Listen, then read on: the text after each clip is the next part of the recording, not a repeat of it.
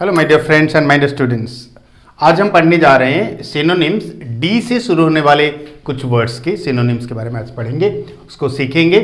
सबसे पहला वाला वर्ड जो है वो है डेंटी। डेंटी का मतलब होता है सुंदर। कभी कभार डेंटी का मतलब होता है स्वादिष्ट भी। डेंटी का जो सिनोनिम्स है या सिमिलर वर्ड से एलिगेंट या फिर डेलिकेट। आप यहाँ पर डिलीशियस भी लिख सकते हो क्योंकि डेंटी का मीनिंग स्वादिष्ट भी होता है। डिके जिसका अर्थ होता है नाश या फिर नाश करना।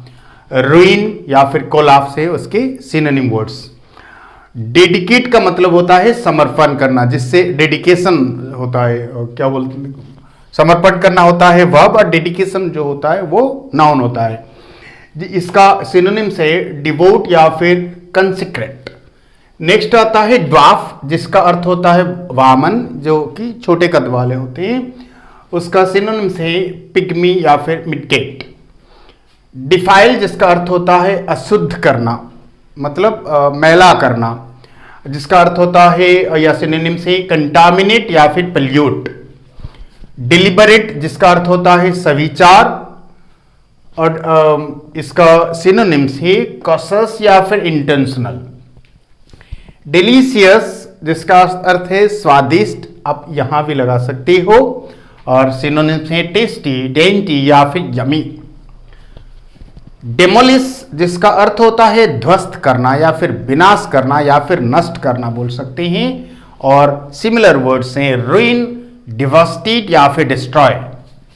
डिनाउंस जिसका अर्थ होता है आरोप लगाना या फिर दोषी ठहराना, या फिर इसको क्या बोलते हैं धमकाना भी बोल सकते हो। यहां पर आप लिख सकते हो धमकाना,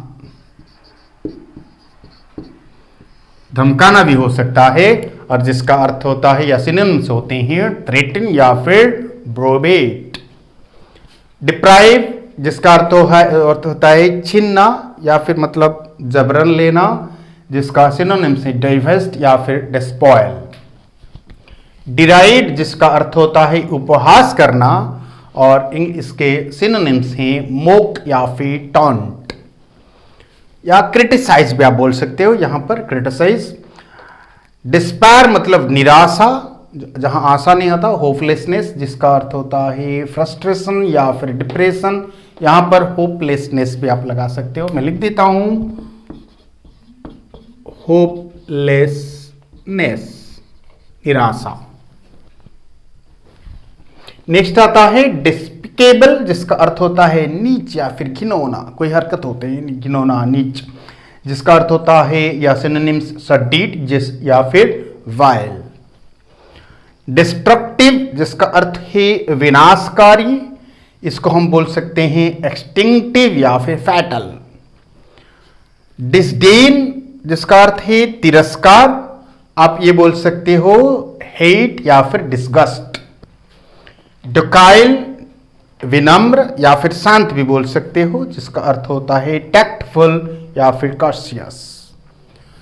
ये थे आज डी से शुरू होने वाले कुछ वर्ड्स और उसके सिनोनिम्स। मेरे ख्याल से आप इसको सीखेंगे, अच्छे से लर्न करेंगे, ताकि ये आप लोगों के काम में आ सके वाइल राइटिंग और स्पीकिंग। मैं एक बात आप लोगों को बोलना चाहूँगा कि अभी कोरोना संक्रमण का मतलब भारी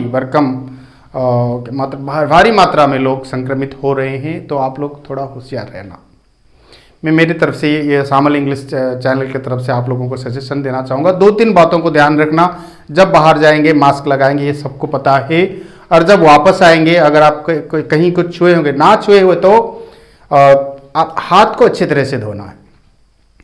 सबसे इंपॉर्टेंट चीज़ है आप मुंह या नाक या मतलब ये शक्ल में हाथ लगाने से पहले आपको अच्छी तरह से साबुन या फिर हैंड वॉश में आपको हाथ अच्छे से धोना पड़ेगा।